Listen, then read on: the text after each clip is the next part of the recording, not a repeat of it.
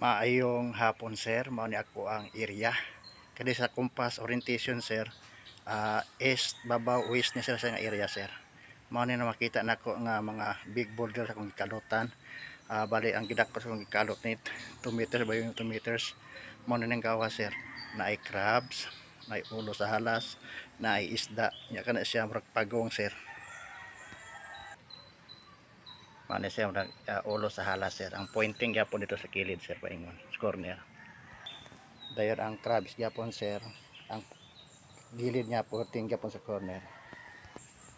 Ingon gyapon sir ang isda may ba ang ihang naisay tumoy dito sir, pointing gyapon diya sa corner. Na-discover na ko ni sir na kini nga bato sir tungod ni nga naay say marker. Mao na siya ang marker sir, left foot marker 10 inches, so naa say mga dot 1 2 mao nang nagkalot ko diha og 2 by 2 meters. So nagawas ang mga boulders mo niya sir. Napala man sa mga siguro mga 4 feet siguro sa gikan sa baba. Aside ari nga left foot marker sir, so napa sa ilingin siya na sa dot na sa link sir kita na dot. Ari sir letter C na sa sir. Ari ako lang nabungkag sir. So ang baba niya sir sa tiil na ay number 3 sir. Gitihab nga number 3. Nga na ay ana sir yon ana number 3 sa sir. Likod sa crab sir, likod sa crab ako nakuha nga bato nya nani mura siya diamond. Hamis kay murag bairan. Dayon apo ko nakuha nga bato lalom sa ulo sa halas nga ni sir nga bato. Murag bar. Murag ceramic. Dayong atbang sa isda sir ang nakuha nga bato mao ni sir. Gaspang siya. Dayon kini nga bato sir replika lang gyapon na sir, replika nga bato pun nga dako. Kani nakuha nako sa babaw ang hamis murag bairan. Kani sir tumurag ulo sa bato akong gitib-tib gahi kay sir simento sa wala na ko mahuman bisig na ibangag ni siguro. Mao na siya sir. Salamat siya tabangay ko unsay mga yan ni big deposit man ni o giveaways lang nga gibatong at sa bato. Kaning ulo sa alas tagpatong sa bato. Salamat. Okay, kumusta po kayong lahat mga katets? So isang treasure site na naman ang bigyan natin ng pansin. Itong area ni katets, no? Completos ricados, mayroong ulo ng ahas, crab at isda, and then may pagong na mayroong foot markings at number 3. Ang tanong ni katets or sabi ni katets patulong, no? Kahit giveaways lang or itong area niya ay ito ba ay large deposit? At ang sagot ko po katets, yes, large deposit po yan. Ngayon ang tanong mga katets, saan po yung dig spot? So yung naupisahan mo hukayan katets, yung may ulo ng pagong na makita natin na mayroon ng umpisang hukay, yan po. Posible yan na yan po ang dig spot, no? Gamitan mo yan ng detector or gold locator. So ito po yung paa at may mga dot. Okay. Para di ganong mahaba ang video natin katets, so sasabihin lang po natin ang posible na digging spot at posible na ma-encounter natin. According sa mga sign mo na structural, mayroong ahas. Isa-summarize ko na lang no para diretso.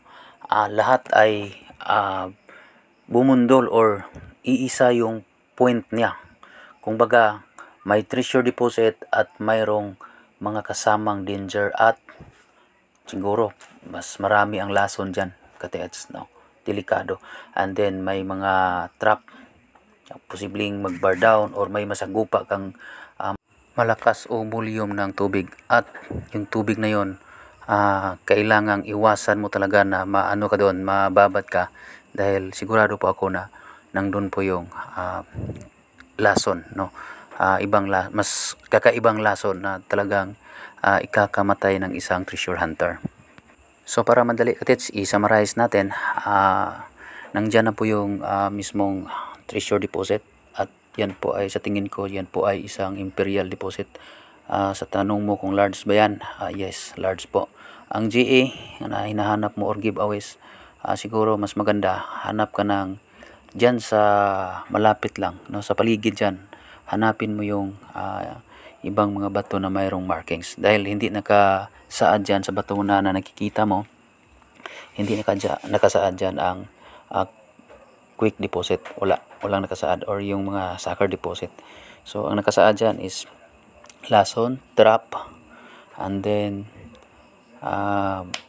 deposit, dalawang posible na digging spot, no, yung ulo ng pagong at sa harap ng foot markings nakikita ko. Ngunit sinabi ko na ingat lang kasi nandyan lahat, no, completos ricados ang dig site mo, completos ricados sa danger, trap, bomb, no, then may water trap, so lahat halos.